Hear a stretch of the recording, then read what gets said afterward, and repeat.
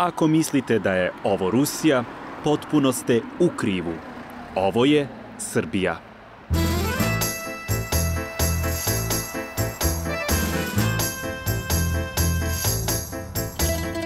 I uz Sremske Karlovce, pod dno Fruške gore, nalazi se naselje Banstol,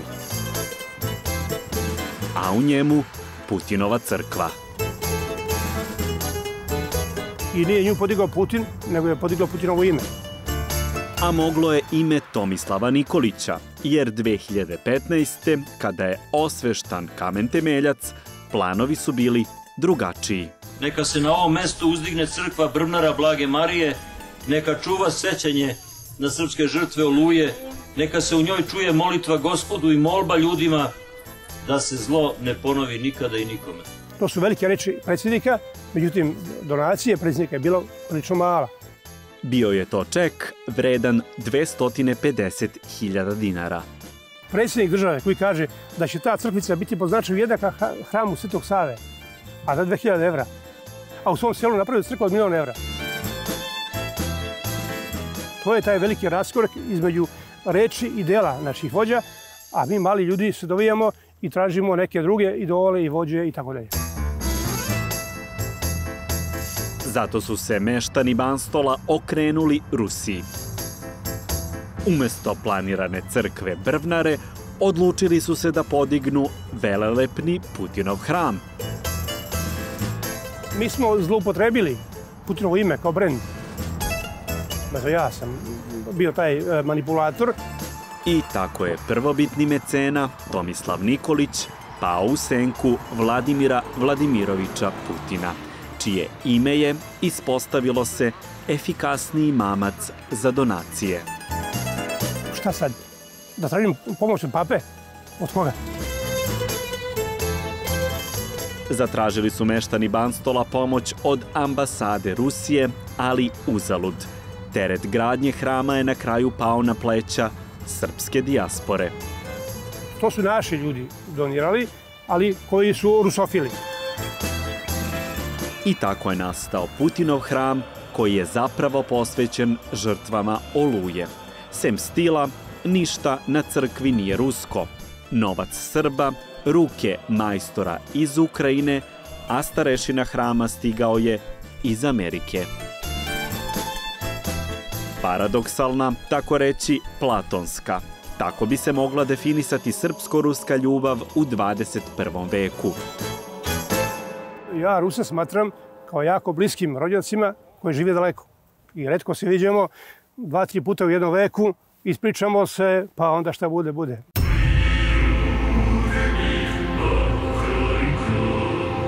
I tako, samo vek ranije, pošto su se videle u Prvom svetskom ratu, Srbija i Rusija su se pokarabasile.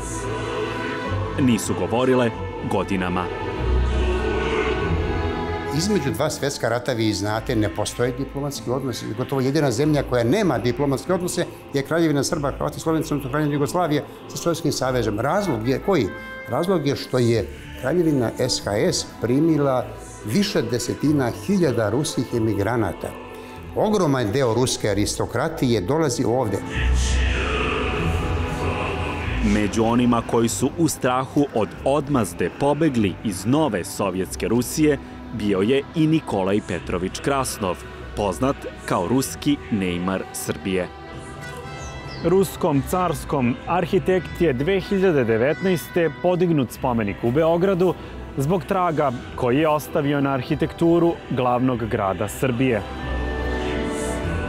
20. godina 20. veka projektovao je zgrade vlade, Ministarstva spoljnih poslova i arhiva Srbije, zgradu Jugoslovenskog dramskog pozorišta, tada teatra Manjež, ali i enterijer Narodne skupštine.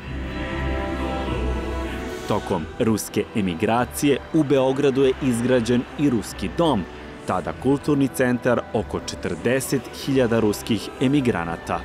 To je bila velika tragedija za ruski narod, ruska društvo je bilo obezglavljeno, ali za naše društvo je to bila, kako bih rekao, velika dobit. Iako je tada Srbija prihvatila Ruse i njihovu kulturu, opirala se ruskoj državi. Tako su politički odnosi Srbije, to jest Kraljevine Jugoslavije i Sovjetske Rusije, bili hladni, dok ih opet vatra nije ugrejala. Planetu je uzburkao Drugi svetski rat, koji je zbližio Srbe i Ruse. Tek u onom trenutku kada je postalo očigledno da Treći rajh postepeno zauzima Evropu, onda su počeli 1940. razni kontakti, pre svega trgovinski, koji su konačno završeni priznanjem Sovjetskog saveza tek u junu 1940. čime je Kraljevina Jugoslavija postala poslednja država u Evropi koja je priznala Sovjetski savez i sovjetski poslanik je jula 1940. konačno došao u Jugoslaviju. 4 godine kasnije došla je i ruska vojska. –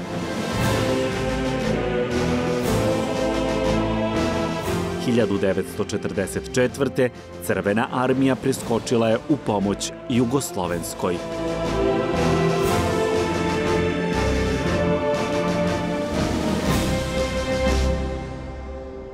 Evo, ovo je naš deda.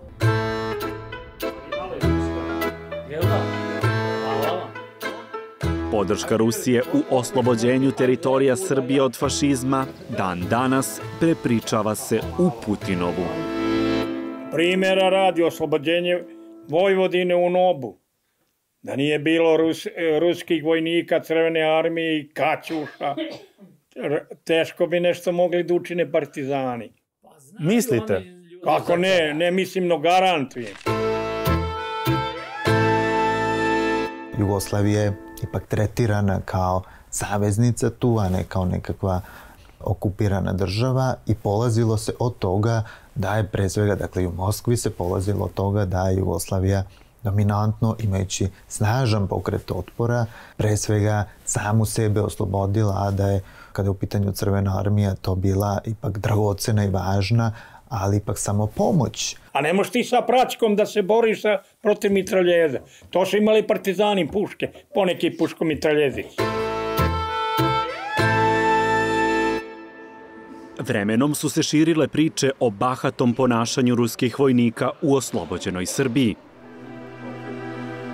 U ispovesti Listu Krug, Milan Trešnjić, činovnik tadašnje bezbednosne službe, rekao je da su Rusi ubijali neistomišljenike. Opisao je i susret sa crvenoarmejcem u jednoj od vila na Dedinju.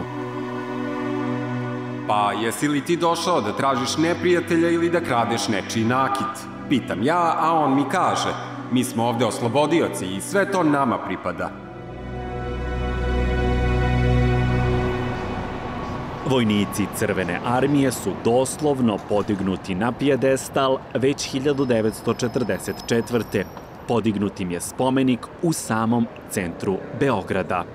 Nalazimo se na Trgu Republike u blizini nekadašnjeg spomenika crvenoarmejcima, koga se sećaju stariji Beograđani.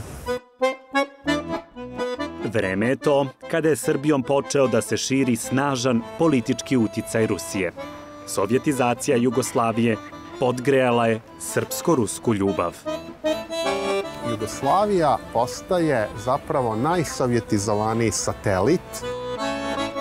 Pa je tako bila plodno tlo za čak 18 miliona primeraka prevoda oko 900 ruskih knjiga i brošura. Udžbenici su prevođeni bez ikakve redakcije, tako da je u njima pisalo naša otadžbina Sovjetski savez, naš vođa Staljin. Srpsko-ruska pobeda fašizma bila je pogodna za kreiranje novog pogleda na srpsko-ruske odnose. Mesec dana od oslobođenja Beograda na naslovnici Politike izašao je tekst Aleksandra Belića, predsjednika Srpske akademije nauka i umetnosti. Ključna poruka teksta je da Drugi svetski rat nije običan rat, nego je to zapravo rat u interpretaciji Belića na tom mestu između slovenstva i germanstva. Pod naslovom Novi vidici, autor je glorifikovao Rusiju uz tvrdnju da je silna i pitao se šta bi bilo sa slovenskim narodima da uragansku nemačku stihiju nisu odbacili Rusi. Došla nam je sloboda, nošena na pobedničkim bajonetima naše braće Rusa. Na nepuna 2 stupca autor je čak 6 puta Ruse nazvao braćom, a srpsko-ruske odnose tradicionalnim, punim ljubavi i prijateljstva. To je i poruka da slovenske zemlje mogu da napreduju samo i jedino ako su pod moćnom zaštitom bilo carske Rusije, bilo Sovjetskog saveza. Ako kome i nije bilo jasno koliko su Rusi važni, postalo je 1946. Te godine u Beogradu je održan Slovenski kongres.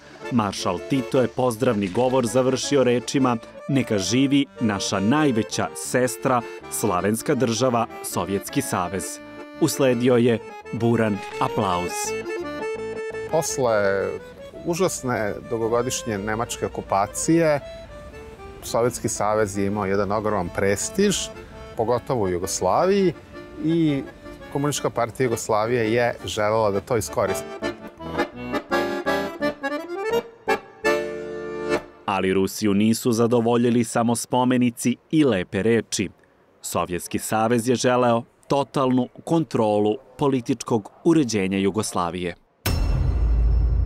Posle Drugog svjetskog rata nametan je taj sovjetski model koji, razume se, je bio vrlo, kako bi rekao, rigidan. I ubrzo su sestrinstvo, prijateljstvo i ljubav pali u vodu. 1948. došlo je do raskola između Josipa i Josifa, to jest Tita i Staljina, lidera Jugoslovenske i Sovjetske komunističke partije.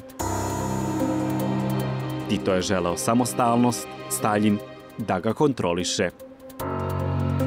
Tito je imao svoje regionalne planove koji nisu bili mali i koji su zapravo podrazumevali da se napravi neka vrsta Balkanske federacije koji bi on bio na čelu, u kojoj bi ušle Bugarska, Albanija, možda i neki delovi Grčke.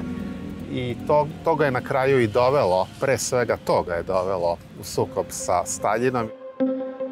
Taj sukob između Inferbiroa, odnosno Staljina i Tita, bio je sukob dve, kako bi rekao, jake autoritarne ličnosti i naravno on je doveo do raskida tih odnosa i do približavanja Jugoslavije zapadnom svetu. Srpsko-ruska veza prolazila je kroz još jedan raskid. I to je bilo vrlo bolan trenutak, znači postoje beleške savremenika da su na jednom partijskom sastanku učili napamet Đilasov tekst o Staljinu, kojom se glorifikuje Staljin, a da su već na sledećem, ako su to citirali, za to bili privođeni. Kraj burne, ljubavne epizode Rusije i Srbije ostavio je traga na ulicama Beograda. Posle 1948. ukinute su Staljingradska, General Ždanova, ulica Maršala Tolbuhina i Bulevar Crvene armije. A spomenik ruskim vojnicima na Trgu Republike je porušen.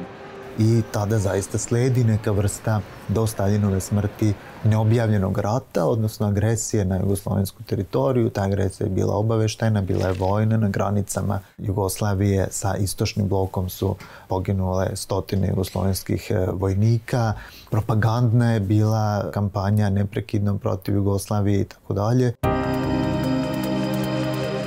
Uz ogradu da možda postoje i dodatni podaci, ono što je izneo Branko Petranović u istoriji Jugoslavije, to je da je bilo nekih 5000 incidenata i da je u tom periodu ranjeno i ubijeno, dakle i ranjeno i ubijeno oko 100 vojnika.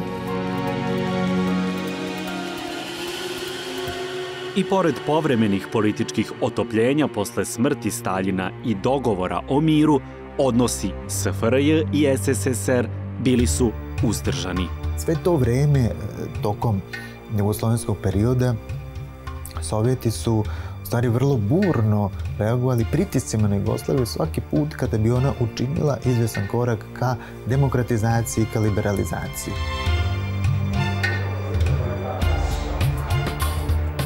stalno je tinjao neki sukob u pozadini i u krajnjem slučaju cela ta koncepcija teritorijalne odbrane, gradnja tog najskupljeg aerodroma u Bihaću i sve drugo, to je sve bilo predviđeno u slučaju sovjetske invazije. No, čak i savremenici nesuglasica sa Rusijom u 20. veku biraju da u 21. veku na taj poduži period žmure.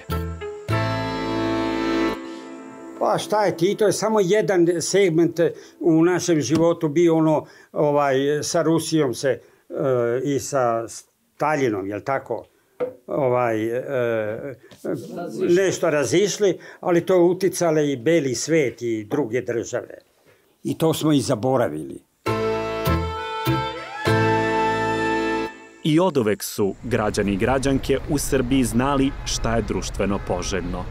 Pa su i Rusiju voleli manje ili više, ali svakako onako kako vetar na političkoj sceni duva, što je 1972. primetio i New York Times. Dopisnik New York Timesa Raymond Anderson pozvao se na istraživanja ovdašnjeg instituta društvenih nauka koje su pokazivala oscilacije u ljubavi koju Srbi poklanjaju Rusiji.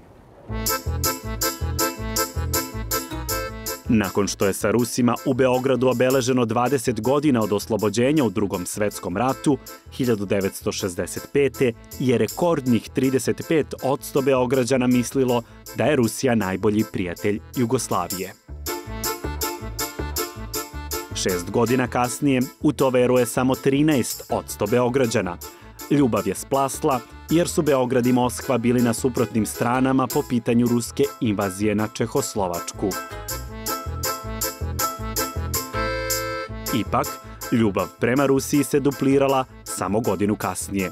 Tada 26% Beograđana misli da je Rusija Jugoslaviji najbolji prijatelj. Srpsko-rusku ljubav bustovala su dva događaja. 1971. jugoslovenskog Tita posetio je sovjetski lider Brežnjev, kojem je Tito godinu kasnije uzvratio posetu.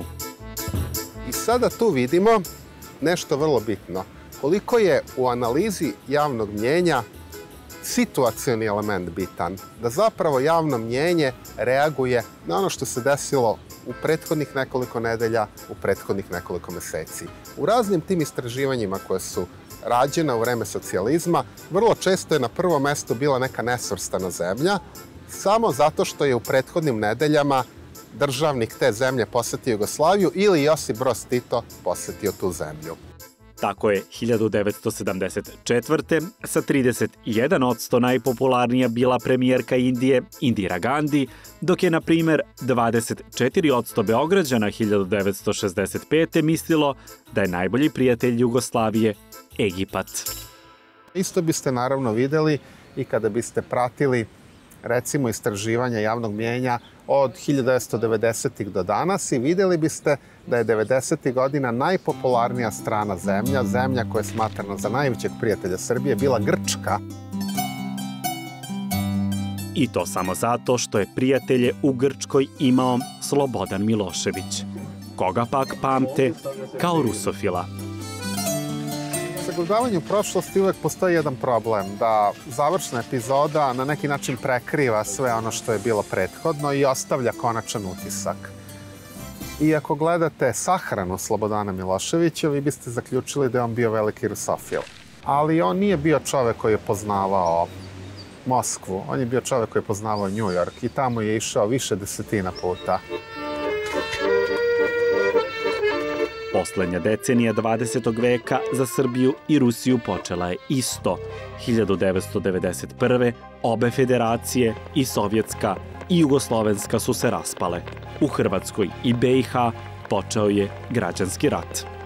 Rusija tada je konstruktivni deo kontakt grupe i sve mere koje idu u cilju zaustavljanja sukoba u Jugoslaviji se rade u potpunoj saglasnosti, ne kažem harmoniji između Rusije i zapadnih zemalja. Ujedinjene nacije su uvele sankcije Jugoslaviji, a kaznene mere, iako rusofili ovo ne vole da čuju, podržala je i Rusija. Reč je o politici Jelcinog rukovodstva i ministra spoljnih poslova Kozirjeva. Rusija vrlo brzo priznaje odcepljenu Hrvatsku, odcepljenu Sloveniju, uspostavlja diplomatske odnose i praktično sve odluke ruske, kad je reč o jugoslovenskoj krizi, za vreme Jelcinove vladavine su donošenje direktnim nalozima iz Vašingtona. U drugoj polovini 90. godina Rusija zauzima već jedan čvršći kurs prema zapadu, odnosno počinje jedna faktički antizapadna već politika u samoj Rusiji. To je bilo između ostalog krunisano i dolaskom Primakova, Evgenija Primakova na čelo ruske vlade. I vrhunac tih loših odnosa 90. godina između Rusije i Zapada jeste i ta 99. godina i bombardovanje SR Jugoslavije. Poštovani gledalci, dobro večer. Neprijateljski avioni agresorskih NATO snaga oko 20 časova izvršili su prve raketne napade na našu zemlju. Vidim i on avion i ja i bomba dozgovor. Pravo ide naniže, pa kad opali tamo, most ode u Doljevac. Rusija se uz Kinu protivila NATO bombardovanju Jugoslavije jer operaciju nisu odobrile Ujedinjene nacije. Tako je još jedan oružani sukob zbližio Rusiju i Srbiju, koja je tada bila deo Jugoslavije, Slobodana Miloševića. Tek 98-99. on je pokušao da na neki način se približi Rusima i u jednom manjem obliku je i uspeo, ali naravno Rusija je odigrala i drugu vrstu uloge u svemu tome i verovatno i dominantno uticala na njega da okonča taj rad, odnosno da kapitulira posle 78 dana bombardovanja. Bio je to šamar prosečnom građaninu Srbije, koji je verovao da srpska vojska može gotovo sve, da pobedi čak i NATO. Kroz 20. vek se razvio jedan narativ da je srpska vojska, odnosno jugoslovenska vojska nepobediva. Sa imenom tvojim u srcu i vojska korača. Ako je narod uz vojsku i državu, ta vojska je nepobediva. To je bila poruka. Taj mit građen je na uspesima srpske vojske u Prvom i Drugom svetskom ratu. I onda ono što se dogodilo 99. je potpuno srušilo tu sliku i onda, pošto više nemašte tu sa čim da se identifikujete, potrebno je da nađete neku supstituciju. Supstitucija je nađena u Rusiji, tako da je Rusija na neki način taj otac, slovenski veliki brat koji će da zaštiti malog brata. Neko koji će da se osveti Zapadu za ono zašto Srbija nikada naravno neće moći da se osveti i tome slično. Tako je poslednji, 21. vek, otvorio vrata uticaju Rusije u Srbiji. I tako već 2 decenije veka u kojem živimo, Srbija i Rusija su u stabilnoj vezi.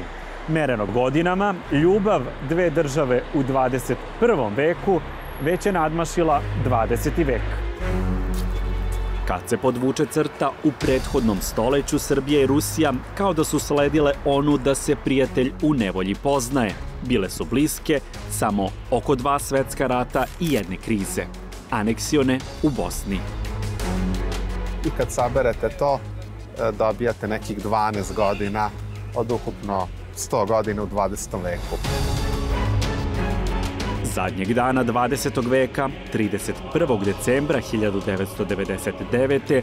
prvi predsjednik Ruske federacije, Boris Jeljcin, podneo je ostavku.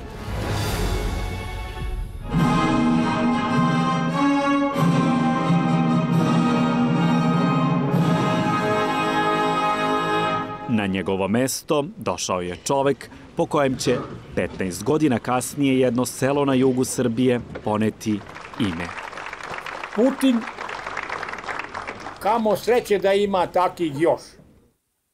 On je vrlo pametan i bistar i dobro je Jelcin što je i pored njegovog alkohola i skleroze što je izabrao Putina. Odmah je krenulo to kako treba. Godinu kasnije su i građani i građanke Srbije tražili da krene kako treba. 5. oktobra 2000. demonstracijama u Beogradu svrgnut je Slobodan Milošević. Zamenio ga je Vojislav Koštunica.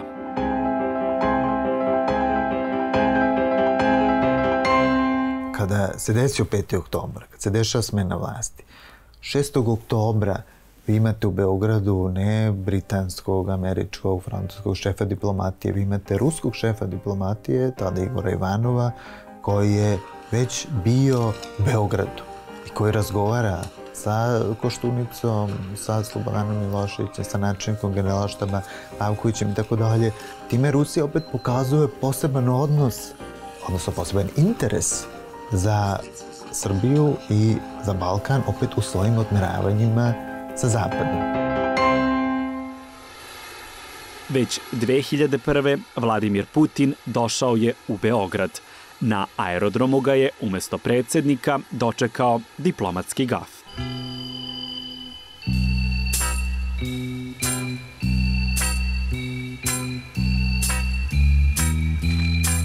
Vojislav Koštunica je kolegu iz Rusije čekao u Palati Srbija. Sastao se Putin tada i sa Zoranom Đinđićem, no bratimljenja nije bilo. U principu ruska vlast, bilo da je to Jeljcin, bilo da je to Putin, pa Putin i opet Putin, dakle ne voli ideju promene vlasti na ulici.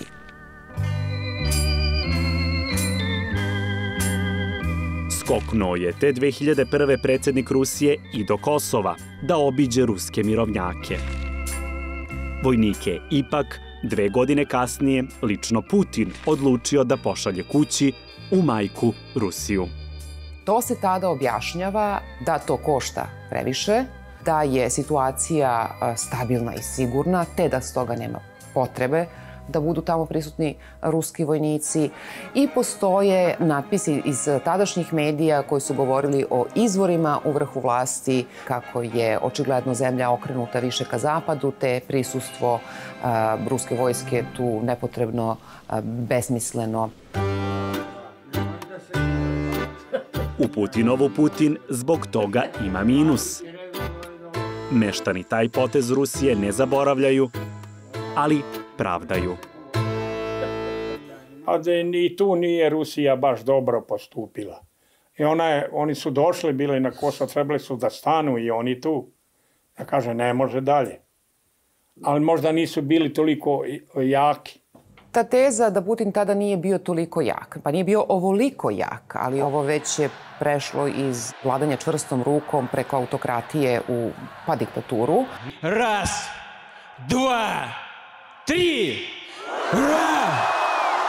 Dakle, da, nije bio toliko jak ako govorimo o tome, ali on jeste bio jak. Znači, on je već uspostavio 2003.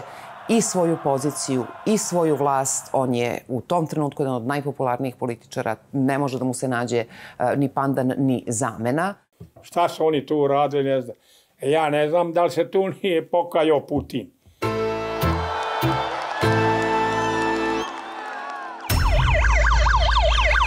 Godinu posle odlaska Rusa sa Kosova, sukobi Srba i Albanaca su eskalirali.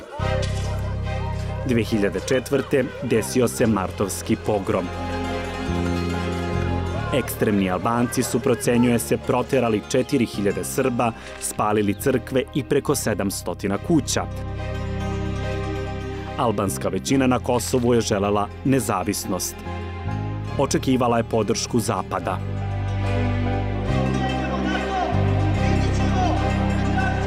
Svi na ulice, izađite iz svojih stanova! Za to vreme, vlast u Beogradu uzdala se u estradu i Boga. U ime Oca, Sina i Svetoga Duha. Amin. I sad u tom limbu koji je nastao posle martovskog nasilja, Rusija se pojavljuje i posebno u tim planovima premijera Koštunice. Dakle, Koštunica je taj koji počinje da se dopada Rusiji.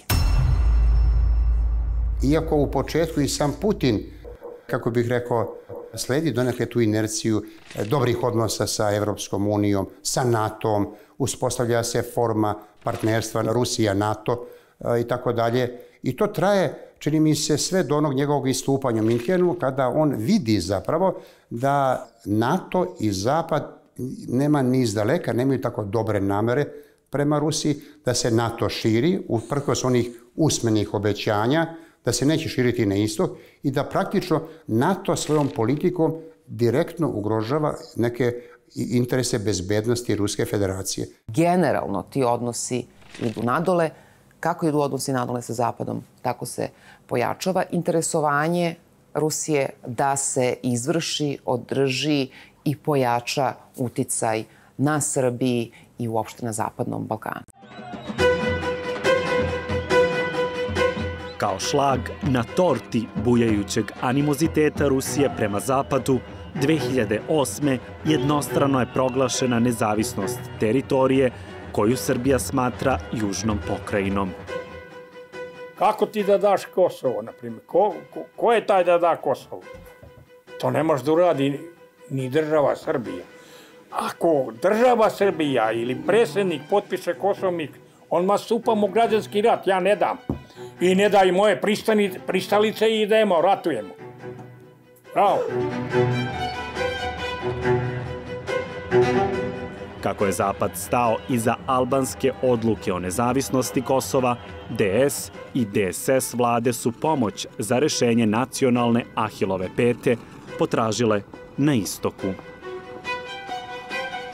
Ono čega se takođe sećam jeste da delegacije iste vlade su dolazile sa različitim predlozima šta to treba Rusija da podrži.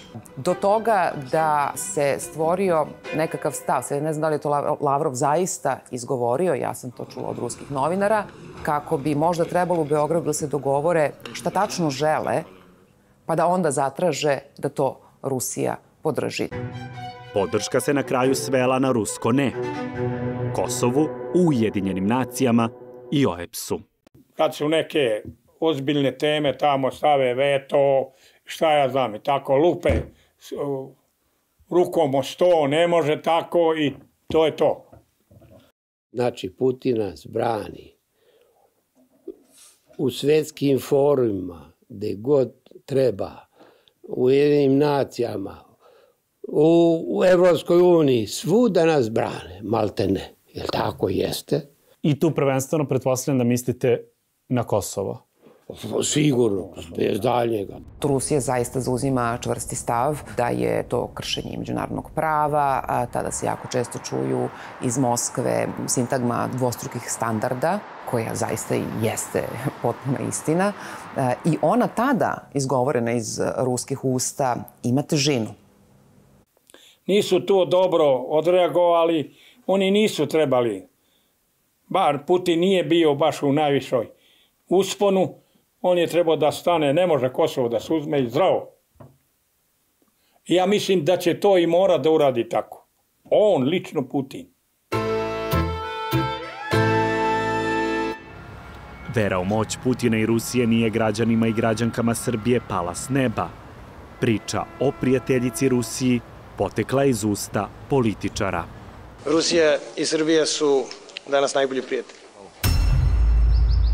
Verovatno se državni vrh Srbije ne bi latio mita o najboljem prijateljstvu da prva decenija 21. veka nije političare vezala u kosovski čvor. Umesto da ga odmrse, i premijer Vojislav Koštunica i predsjednik Boris Tadić su čvor zatezali, oslanjajući se na rusko ne. Predsjednik Putin nije dozvolio da se u Savetu bezbednosti ponizi Srbija, da nije Rusije u očima ukupne svetske javnosti. Naša borba bi se sa velike visine odbrane prava bila bi svedena na jedan mali regionalni sukob u kome se dve strane bore da ostvare svoje partikularne interese. Znači, prosto pokazalo se da je ta okolnost da Rusija ima pravo veta u Savetu bezbednosti od odlučujućeg značaja za političare u Beogradu. To je odnos uzajamnog prijateljstva i nedvosmislene uzajamne podrške. Kao što sama reč kaže, uzajamno značilo je ti meni, ja tebi. Za uzvrat, naravno, Rusija očekuje usklađivanje spoljne politike Srbije sa Rusijom, da Srbija javno saopšti da nikada neće da uđe u NATO, što je i saopštila, što je inicirao Vojislav Koštunica. Ipak, politički vrh Srbije je ruski veto na Kosovo bojao u roze. Ta podrška nije ničim uslovljena i takvu vrstu podrške može da se u međunarodnoj areni ima samo od najboljih prijatelja.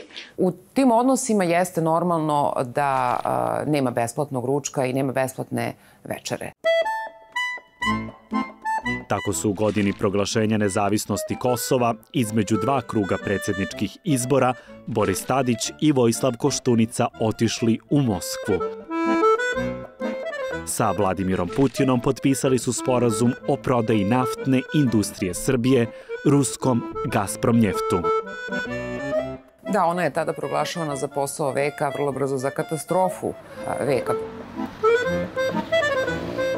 Jer NIS je, što bi narod rekao, prodat bud za što. Rusi su za većinski udeo u naftnoj industriji Srbije platili 400 miliona evra, a revizorske kuće su tada procenile da cela kompanija vredi 2 milijarde evra.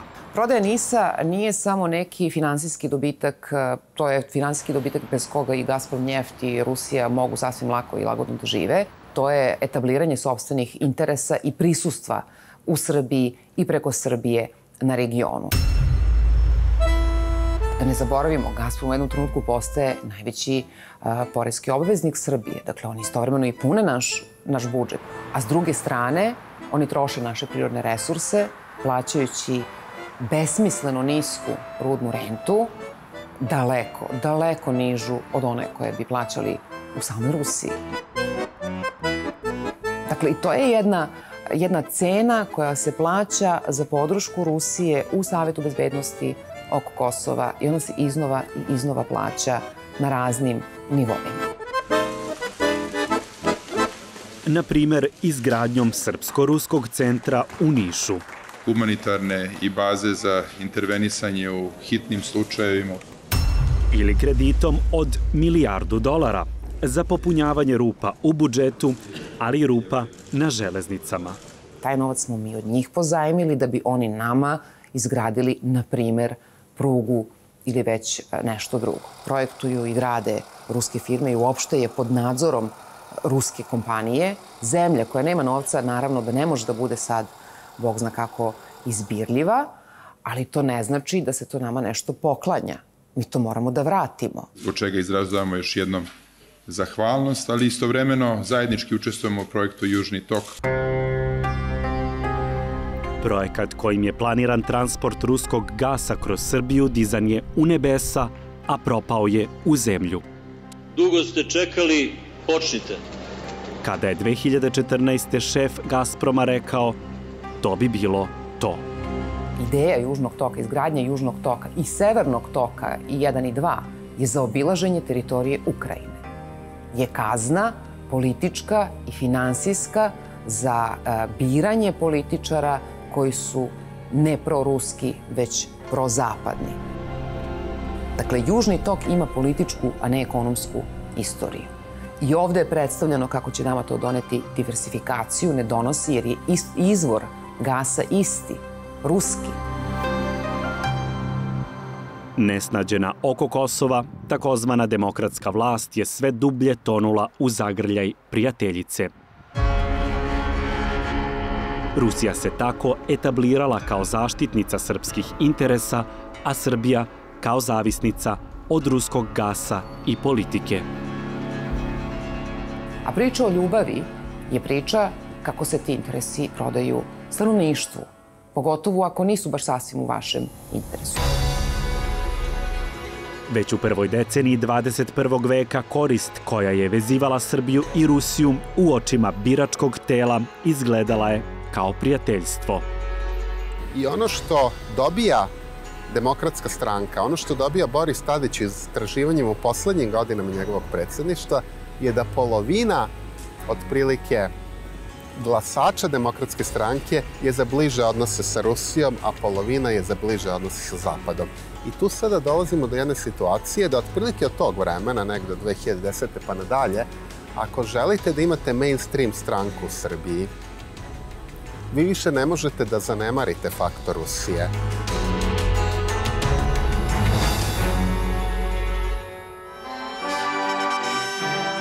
I šta je mogla vlast nego da 2011. prvom čoveku Rusije priredi spektakularan doček. Ovo je zemlja velikog prijateljstva prema Rusiji i ruskom narodu, kao što znate. Ulagivao se prvom čoveku Rusije tada i univerzitet u Beogradu. Odlučio je Senat da dodeli Putinu počasni doktorat, no Vladimirović nije imao vremena za akademsku elitu. Koji je uredno čekala u rektoratu da mu to uruči, ali je imao neke druge važnije stvari, recimo da se vidi sa bajkerima i nekim drugima, prosto Beogradski univerzitet nije bio na tom spisku. Preča je ipak bila prijateljska utakmica Zvezda Zenit, a kako i ne bi, jer na Marakani je Vladimiru Putinu priređen spektakl. Da je 20.000 ljudi skandiralo njegovo ime, a tadašnji premijer, koji je bio diskretan čovek, Mirko Cvetković, je na neki način tu maltene zaboravljen, kao da nije bio na stadionu. Delirium na Marakani pokazao je da nezanemarljiv deo Srbije od Rusije više voli jedino ruskog vladara. Postalo je očigledno da je tanka linija između obsesije Rusijom i obsesije Putinom. Ja mislim da ne postoji, zato što u Rusiji je država uvek personifikovana. Imali ste Rusiju cara Nikolaja, Rusiju Lenjina, Rusiju Staljina, Sovjetski savez Brežnjeva i Rusiju Putina. Tako da to ide zajedno. Sada volimo nešto drugo što nekada nismo znali da volimo. Nije ni bilo Putina. Njegova sama pojava daje čoveku snage da je on jedan od svetskih pravih lidera. I tako je taj lider 2012. u Moskvi po Tomislavu Nikoliću poslao pozdrave Borisu Tadiću. Vladimiru Vladimiroviću Putinu je promena vlasti u Srbiji donela još plodnije tle za ruske interese. Jedino što više volim od Rusije, to je Srbija. Na ispitu ljubavi prema Rusiji vlast naprednjaka i socijalista našla se vrlo brzo. Početkom 2014. kada je Ruska federacija oduzela Ukrajini Krim. I šta vi u tom trenutku radite? Veselimo se. Pevamo, malo se napijemo. Ovde su bili i ruski novinari i onda smo gledali tu prenos i direktno je prenošeno odavde Moskva. Odavde su instalirali i prenosili to.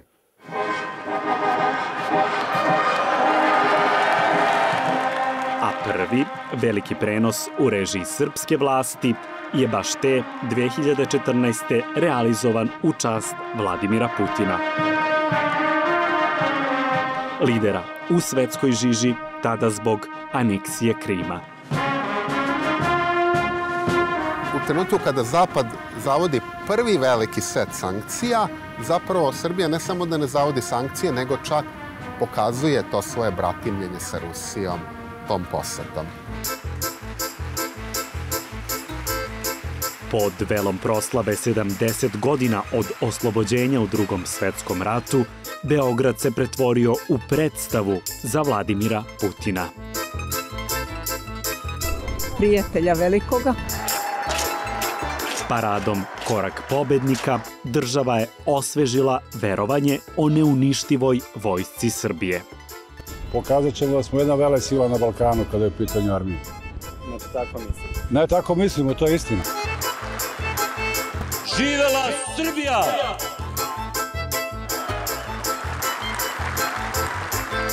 Da zdravstvuje bratska Srbija! I tako je opet Kao za vreme Tita, u promet iz Beograda puštena priča o bratstvu dva slovenska naroda. Ali to nije bratstvo dva jednaka brata, blizanca. Tu se uvek jasno kaže stariji brat, veći brat. A mi smo, Ukrajinci, Belorusi, mala braća, mlađi brat. Istovremeno to može da se gleda iz ugla da taj stariji brat treba da vas zaštiti. Međutim, to automatski nije ravnopravni položaj. To je stariji brat koji, ako hoćete da se oženite, on kaže, ne, ta devojka nije dobra, evo ti ova. Ili, kuda si pošao, ne može u Beč na školovanje, sedi tu, gaji krastavce. Ili u konkretnom slučaju Srbije, gaji svinje.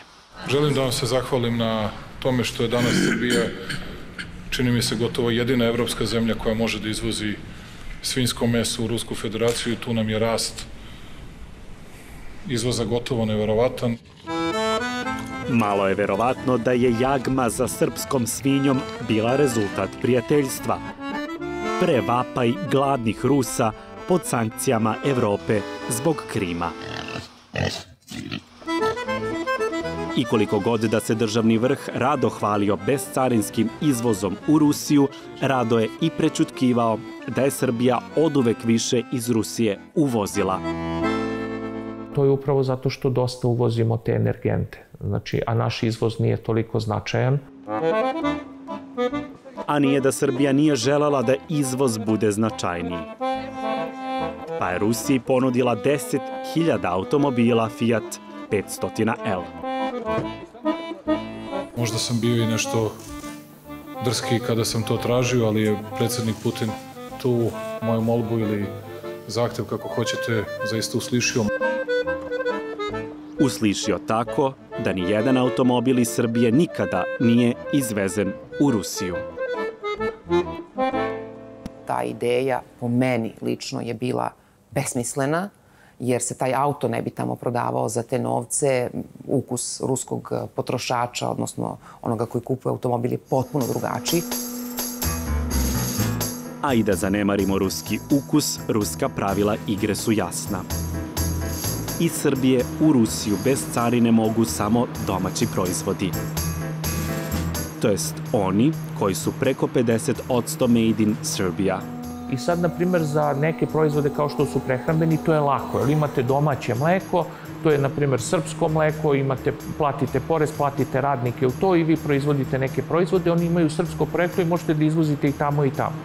Ali, na primjer, za neke sofisticiranije proizvode, kao što su industrijski, znači mi ne proizvodimo više finalne proizvode, nego te delove i sklopove, znači mi koristimo materijale, na primjer, iz CEFTE, iz EFTE, kumuliramo, proizvedemo, preferencijalno izvozimo u Evropsku uniju, ali takav proizvod ne možemo u Rusiju. Kada ne mogu automobili, mogu jabuke. Ali najtraženijem srpskom proizvodu u Rusiji ne gledaju onako prijateljski kroz prste. To konkretno znači da jabuka mora bude kao čaša. Znači, ovdje ako kupite escajg, kupit ćete 6 istih čaša. 35 tona takvih voćki obere se godišnje na ovih 80 ari u Novom Slankamenu. Odavde putuju za Rusiju. Možda se neko ko nije u ovom poslu neće složiti, ali da vam kažem, sve je samo interes i nema tu bratske ljubavi u trgovini. Uopšte nisu bratski nastrojeni, znači oni traže šta traži, ti to možeš da ispuniš ili ne možeš da ispuniš. I dobro, ja to i razumem. Ali je rusofilima malo teže da razumeju da u top 5 destinacija za izvoz iz Srbije nema bratske Rusije. 2021. njen udeo je 3,8% u izvozu našem, a u uvozu 5,3%. I sad vi kad uporedite, na primjer, naš izvoz u Crnu Goru je 3,8% bio 2021. Što znači da nam je Crna Gora podjednako važan spoljnotrgovinski partner kao i Rusija. Rusofilsko uho paraće i podatak da preko 60% trgovine Srbija obavlja sa Evropskom unijom, najviše sa Nemačkom. Hitler šta je radio? On je hteo da bude jedna nacija Evropa. Evo, jer su se udružili i stvorili jednu naciju, samo to ne štima nikako. Vidite dokle je došlo. A to je tačno, Nemačka je gajila to, pa Merkelova je neka praunuka Hitlerova. Otkud vam to? Otkuda to? Pa i još neki, Scholz i on ima neke veze sa Hitlerom. Pa pišu novine, slušamo, ćirilicu mi slušamo novine. Ćirilica televizija, ova Marićeva. Dobro će ćirilica. Zašto nismo miljenici sveta? Tamo mnogo pametnih ljudi dolaze. Obratit će vam se gospodin Aleksandar Vučić. Godi ljubiteljima Rusije da čuju priče o zlom zapadu, pa što bi onda bilo teško državnom vrhu da stanovništvu ugodi. Da li zbog toga što se to narodu više dopada da čuje, ili se narod zapravo trenira da mu se to više dopada da čuje? Bože pravde, ti što spase od propasti dosadna. Rusofilstvo su u drugoj deceniji 21. veka naprednjaci bildovali i podgrevanjem antagonizma prema zapadu, oličenom u NATO agresoru. Baš zato danas neću insistirati na priči o pravdi i nepravdi, ni na činjenici da je na jednu malu zemlju krenulo 19 velikih. 19 zemalja napada kurvanski Srbiju bez objave rata i ništa više ne treba. Državni vrh je 2015. uveo takozvane akademije povodom godišnjice NATO bombardovanja i glasače pogodio u žicu. Do 2014. znači čak i na 15. godišnjicu, to su radili Živadin Jovanović, razne frakcije kojih se odrekao čak i SPS i razni penzionisani generali. To nije radila država. Od 2015. postoji, dakle, jedan državni narativ tim povodom. Ne damo drugima da nam ruše odnose sa Rusima i drugim našim prijateljima na istoku. Mi smo mala zemlja, ali čvrsta i ponosna.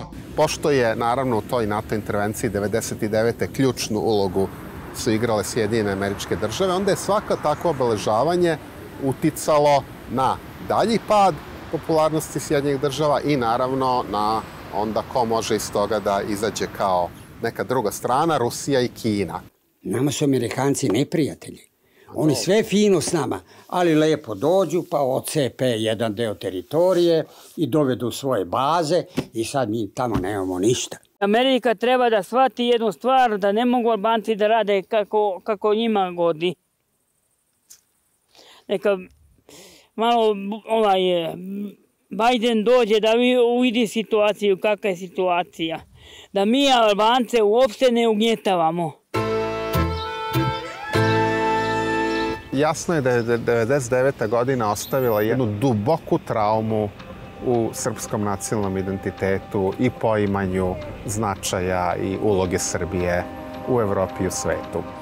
Pa slušaj, to nas verovatno podstiče kad vam neko nanese zlo, a drugi makar i ništa da vam ne učini, morate da ga volite. Dok javno NATO ne volimo, iza scene sa NATO paktom šurujemo. Tako je Vojska Srbije do sada sa zapadnjacima vežbala oko 10 puta više nego sa Rusima.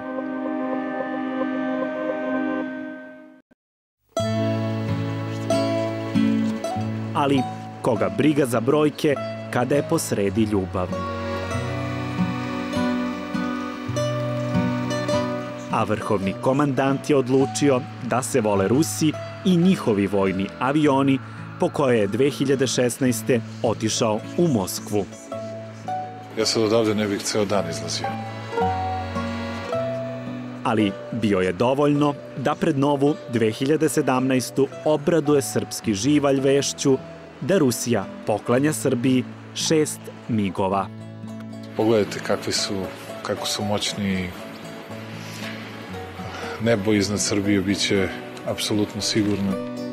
Ali džaba i avioni i kamioni i prijateljstvo i bratstvo ako nemate medije.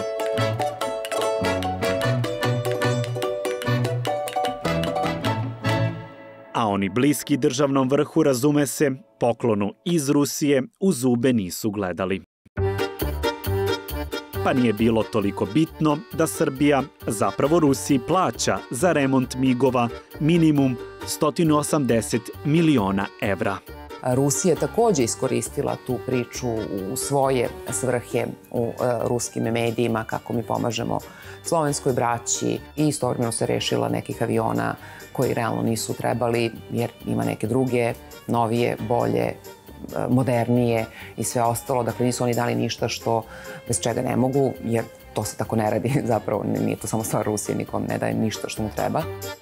Baš kao što državni vrh Srbije ne da medije, jer savršeni su partneri u podgrevanju mita o bratskoj Rusiji. Kada je reč o novinama u Srbiji, oni imaju jedan vrlo specifičan vid izveštavanja o Rusiji, koje je obojeno uvek senzacionalizmom, emocijama, gde nema mnogo činjenica.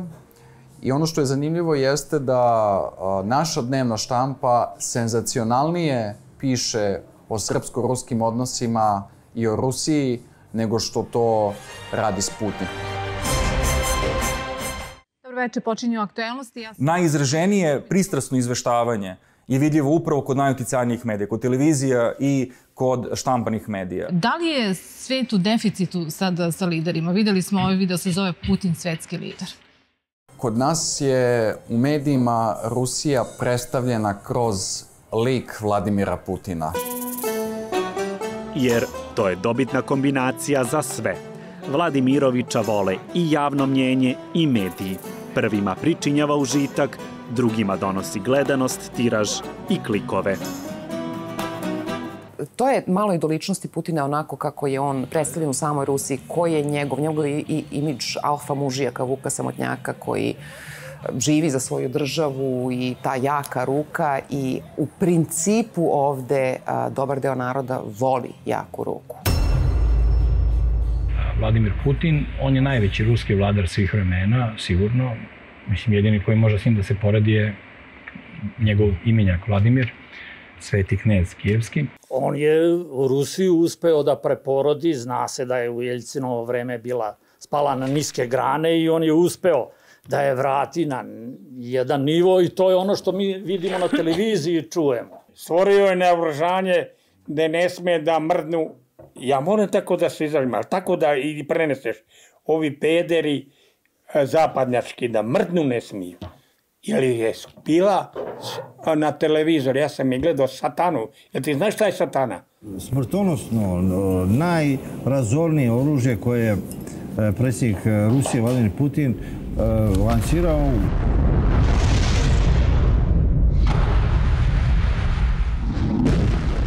Ovo je ta raketa. Ja sam je gledao, lično je Putin pritiskao tamo dugmad i pokaživo zapadu šta ima od naoružanja.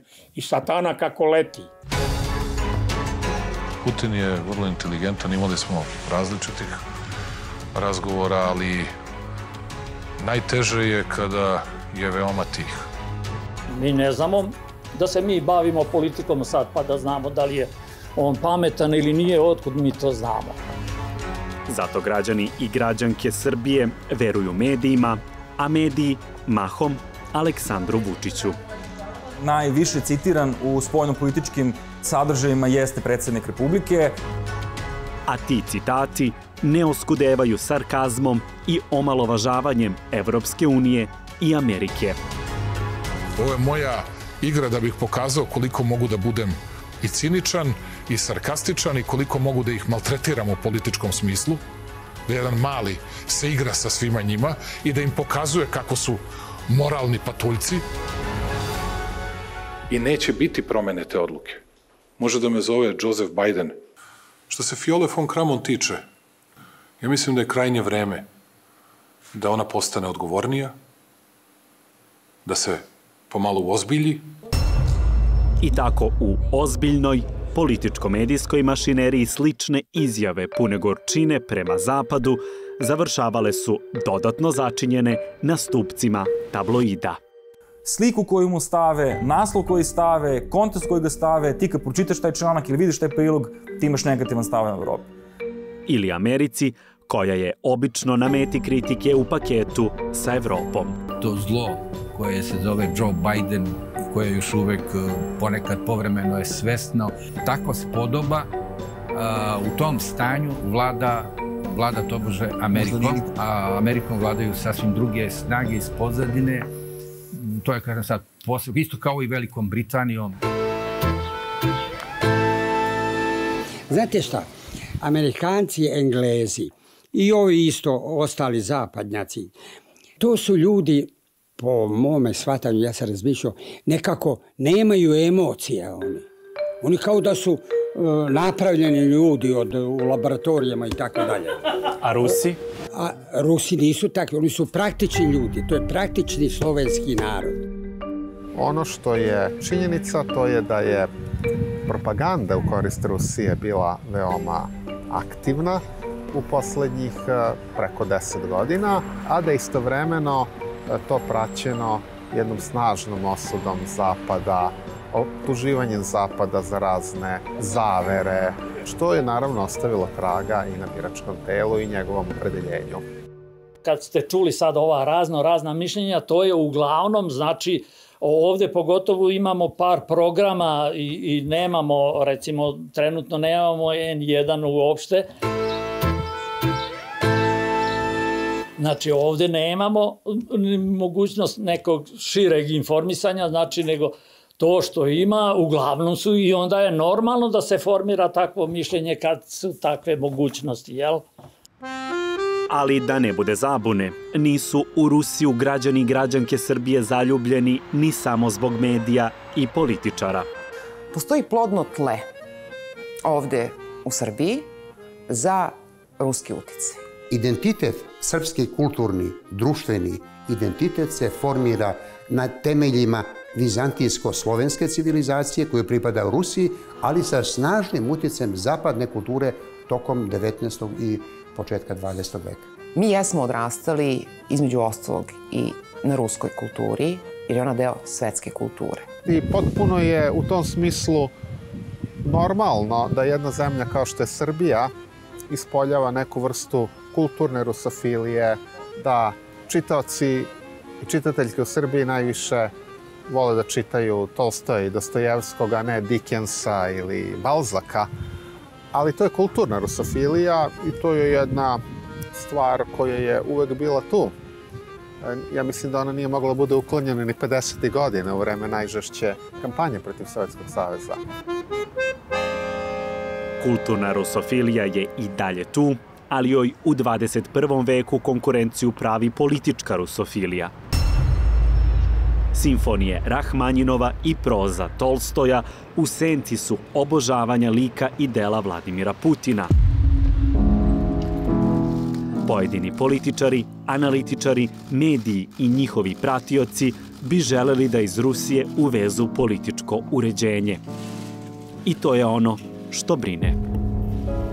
Tu treba reći da je kulturni transfer iz Rusije uvek postojao, ali da niko nikada nije želeo da kopira, osim Komunističke partije Jugoslavije u tom vrlo kratkom periodu, sovjetski ili ruski pre toga politički sistem.